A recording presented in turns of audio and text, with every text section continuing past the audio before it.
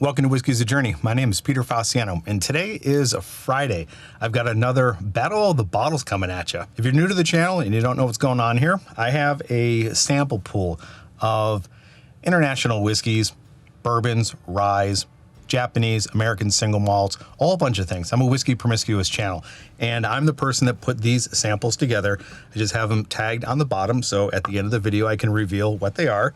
I'm gonna pour them and nose them, taste them, and then kind of give you some of my initial impressions, and then go off air, kind of sample them back and forth so I have a better idea of what it is that I'm drinking. And then when I come back, after I have had some time to clear my palate and kind of dive into them a little bit longer, I'm gonna tell you which one I like the most. If this sounds like something that you would be interested in and you're not subscribed to the channel, do me a favor and subscribe to the channel and turn that bell notification on, because I produce videos every Monday, Wednesday, and Friday. Stick around until the end. I got some information about a giveaway and the 2024 Online Scotch Whisky Awards. All right, let's go ahead and jump into this. They look pretty light. So to me, anytime I see a light whiskey on the board, I want to say that they are not a bourbon. So maybe we're looking at something international, a Scotch, maybe a American whiskey of some sort, like an American single malt, maybe a Japanese or an Irish single malt, we'll see. Or just in general, something that's not a bourbon or a rye or finished. All right, let's go ahead and they smell fruity. Holy cow. Let's go ahead and get into glass number one on my right. Smells malty and smells a little bit peated. Grilled pineapple, charred peaches, very malty, very sweet. Tell you what, it smells amazing. Actually, I'm gonna take my glasses off so they don't keep sliding down my face. I'm in Phoenix, Arizona, and it's still like 105 outside. And it's October. It's ridiculous. Yeah, this smells slightly peated. It has a good ginger pepper note, so it's a little bit on the spicy side. And the sweetness that I'm getting is very light fruits, but they're grilled peaches, grilled pineapple. All right, let's get it on the palate. Tell you what I think. Wow, that's very sweet, very malty, pretty good ABV. I know that was my first sip. Ooh, that turned really bitter really fast. And then the bitterness went away, and now I'm left with a peppery sweetness. Pretty smoky and very slightly peated. So there's a difference between a smoky note and a peated note. Smoky just has this waft of like a campfire way off in the distance, nothing really powerful. And then the peat is a little bit more intense, could be a little bit medicinal, could be like in your face campfire smoke. And then sometimes I also get a savory peat, which is almost to the point of grilled smoked meats. So it could be a combination of that smoked meat flavor, gives it that smokiness. Also, there is like a earthy note to it that is also that peat note. And maybe that earthy peat note is the little bit of a bitterness that I'm getting.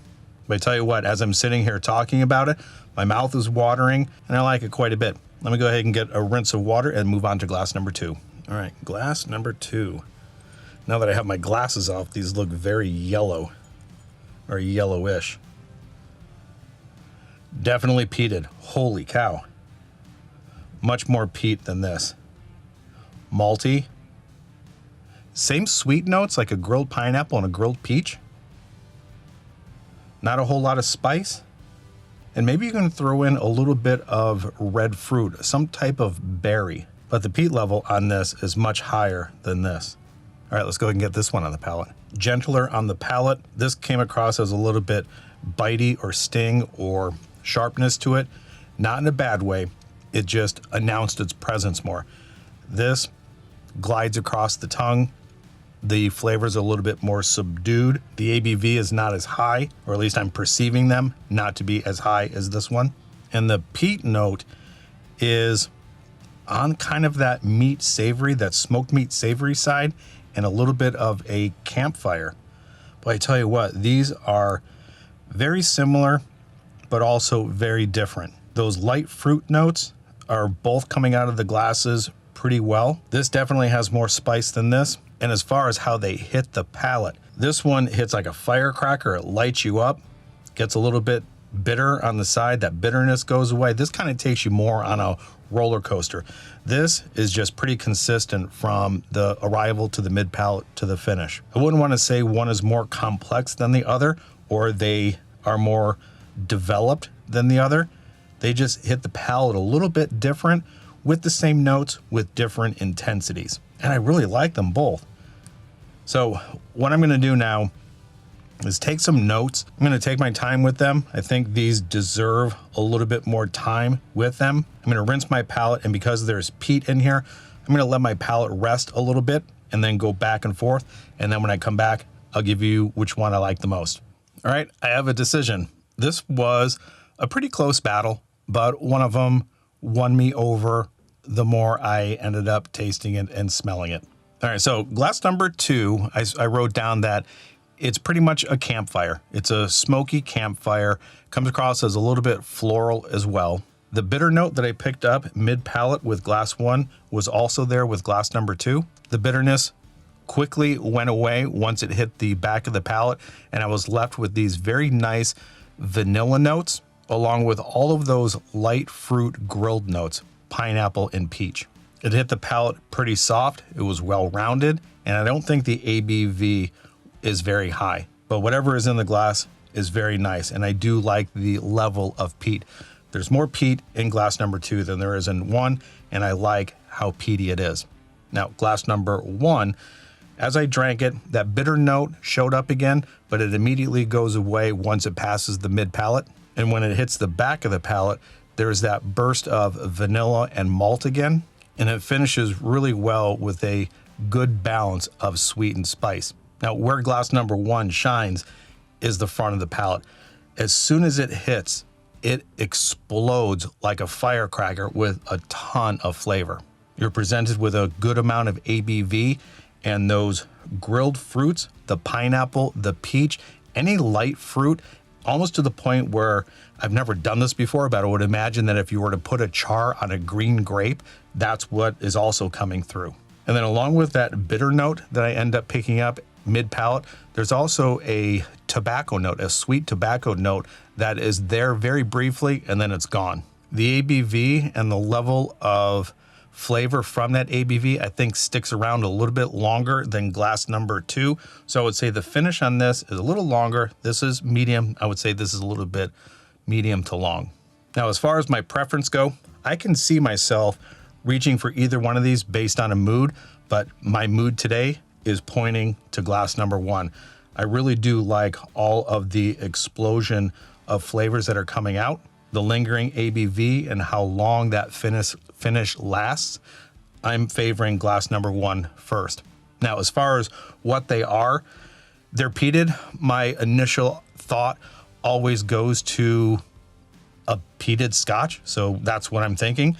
Since these are more heavily peated and a lightly peated, I'm guessing this might be somewhere around of a, excuse me, this might be somewhere around the Springbank peatiness. It's there, but it's not too much. And then with the amount of peat that's here, maybe this is a Springbank and this is a long row. That would be my guess. All right, you already know what they are because I've had them posted right here, and you already know what this battle is all about. So let's go ahead and go with glass number 2. It's still a good one, but it's coming in second place. And this is, all right, I know exactly what these are. This is the McCarthy's American Single Malt. We actually picked this up while we were in Portland. So McCarthy's, and I put this one up against a Westland Solum. So Westland Solum edition number 1. So these are both American single malts. Let me go ahead and pull these off the shelf, remind myself of the ABV and how much I paid for them. All right, so the Solum was over here. This is edition 1. I think it just did the Solum edition 2. And then this is the McCarthy's Oregon single malt. So the Solum is coming in at $145, edition 1. And then the McCarthy's is $65. We bought this while we were up in Portland. ABV looks like it is 42.5. I didn't think this was very high in the ABV. So 42.5% ABV. And I think these Solums are 50% ABV. Yep, 50% ABV. All right. So if you have had any American single malts, let me know if you're on the bandwagon or not. I know the American single malts category is taking off quite a bit. And based on what I'm tasting in this glass and based on what I've had of single malts, American single malts, I think they're on the right path.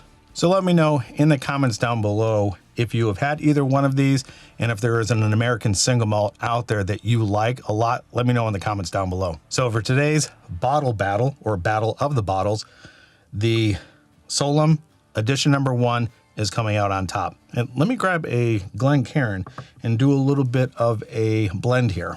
All right, and while I am doing this, I guess it's a good time to let you know that the 2024 OSWAs, the Online Scotch Whisky Awards, are open for public voting. There is a link in the description below if you are interested in voting for your favorite world whiskeys. Go ahead and click on that link, go to the page, and there's going to be a button, I believe it's in the top right, for public voting. If you feel comfortable voting in every category, go ahead and do so. You don't have to vote in every single category. If you're not familiar with a specific category, just go ahead and skip it and move on to the ones that you are familiar with. And then as far as my October giveaway goes, I have the rules to that in the description below. Essentially what it is, every month I'm doing a giveaway. The first Friday flight fight, and I believe this Friday, or this flight fight for this month, were the compass boxes. That's going to automatically be included in the giveaway if you win. And then on top of that, you can choose 6 2-ounce samples of anything else that I reviewed in the month of October. And if you end up winning, I have an email address in the description. You can just go ahead and send me your information. Unfortunately, this is United States participants only. I can't ship overseas. And if you want to show your support to the channel, there is a heart with a little $ underneath it, underneath the video. If you go and click on that, so when you donate $5, you get 1 entry. Every additional $5 gets you an additional entry into the giveaway. The first week of November, I'll spin my wheel that's randomized with all the names, and then I will select a winner. So if you like this and you want to support the channel, feel free to donate to your heart's content. All right. I think the peat that is coming out of this glass is more similar to this than this. The spice note is all pepper. And other than that, that sweetness that was coming through, like with the grilled peaches and the grilled pineapple, is now just sweet light fruit. Can't really pinpoint much of any specific fruit, just light fruits. On that nose, a little bit grapey, like green wine grape. All right, let's go ahead and get it on the palate. Okay, the ABV from there is coming through. Lots of malt, a little bit of pepper, campfire smoke, a little bit of bitterness and like sweet tobacco is coming through as well. And it's finishing off pretty dry, like real dry. It's like sucking the moisture off of my tongue. Flavors are good, but I don't particularly care for the finish. All right, so that's where I'm going to leave it. Wherever you are at in your journey, I hope you're enjoying it. And until the next time, talk to everybody later. Bye.